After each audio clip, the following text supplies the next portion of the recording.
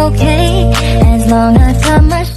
Hindi ko alam kung paano ko sisimulan ang video to dahil nga napakatagal na nga nito. At dahil nga napaka-busy kong tao, abay natambakan na nga ako ng mga voice over ko. Ito pa nga yung mga parcel ko noong October, abay anong date na nga ngayon, December na. Ngayon ko pa nga lang voice over at i-review. Sa totoo lang, ubos na nga ang mga to dahil nagamit ko na nga. Umorder nga pala ako dito sa TikTok shop ko nitong perfume ng Cocosilia. Basta ayun na yun, napakahirap ng bigkasin, kayo na nga lang ang bahalang magbasa. Tris.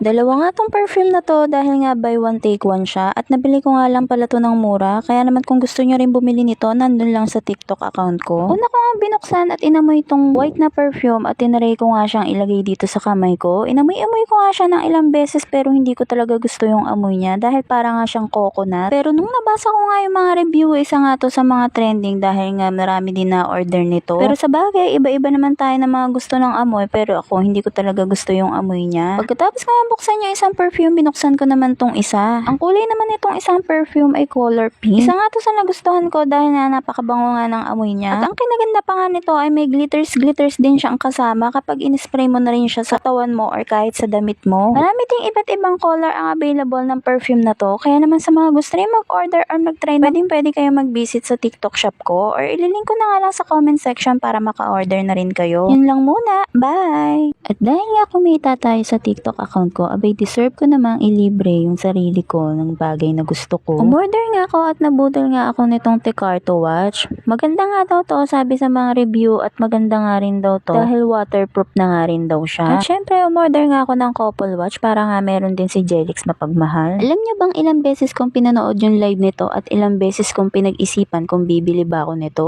Regalo ko nga pala to sa sarili ko dahil nga birthday ko. Hindi nga pala to mamahalin dahil mura ko nga lang siyang nabili. Hindi rin kasi ako nabili ng mga mamahalin dahil nga mas uunahin ko pa yung mga bayarin ko kaysa bumili ng mga mamahaling gamit. Pag nga bumili kayo ng Tecarto watch ay may kasama na nga rin siyang box at dalawang free na battery. Hindi nga siya kakapalan at hindi nga rin siya kanipisan at hindi lang yan, 100% stainless steel na rin nga pala siya. Marami ding iba't ibang color at design na pwede nyong pagpilian sa Tecarto watch. Kapag nga bumili kayo ng women's watch ng Tecarto ay ganito nga siya kaliit. Ganito nga yung kaliit ng pagkabilog ng relo niya at ganito naman ang relo ng panlalaki. Kaya naman kung low budget ka at naghahanap ka ng pangregalo sa partner mo or sa family mo ay pwede na nga tong pangregalo sa kanila. Pwede rin tong pangregalo sa Christmas party ninyo para sa exchange gift. Kaya naman kung gusto nyo ring umorder nito ay ililink ko na nga lang sa comment section para maka-order na rin kayo. Kaya ano pang iniintay nyo, magpabudol na rin kayo. At ayan lang muna for today's video. Bye!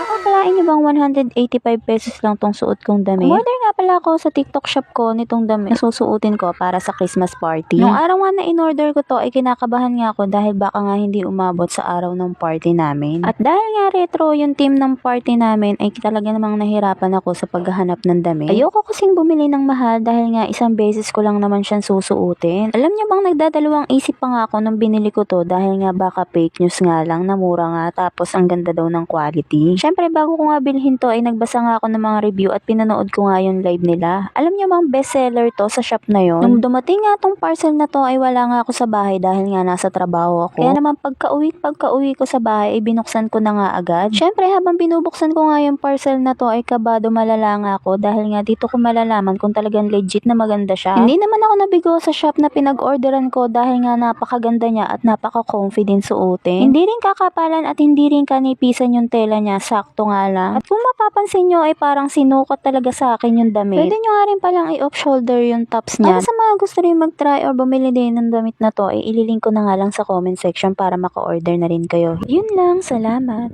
Kauwi ko nga sa bahay galing trabaho ay binuksan ko na nga agad ang parcel na to. Sa totoo lang, last week ko pa nga itong binuksan at last week pa nga itong video na to pero ngayon ko nga lang na-edit. Sabi ko naman sa inyo, napaka-busy kong nilalang. Charis. Anyways, balik nga tayo dito sa parcel na binubuksan ko. Umorder nga pala ako sa TikTok account ko nitong bra at saka ng underwear. Kaya din pala ako umorder umorder nito dahil nga gagamitin ko to para sa darating na party namin. Dahil nga kasali ako sa sayaw sa party namin, kailangan ko nga bumili nito. Dahil nga medyo malaki yung ating dibdib, kailangan ko nga magsuot ito para hindi nga maalog. Pagkabukas ko nga nitong parcel, natuwa nga ako dahil nga may sariling lalagyan tong mga bra. Dalawa nga yung in-order ko na magkaibang kulay. Pagkabukas ko nga nito ay napakaganda nga ng pagkatela niya. At kung mapapansin nyo nga sa likod nitong bra ay meron nga parang kamay na kung saan ito yung magpupush sa mga dibdib natin.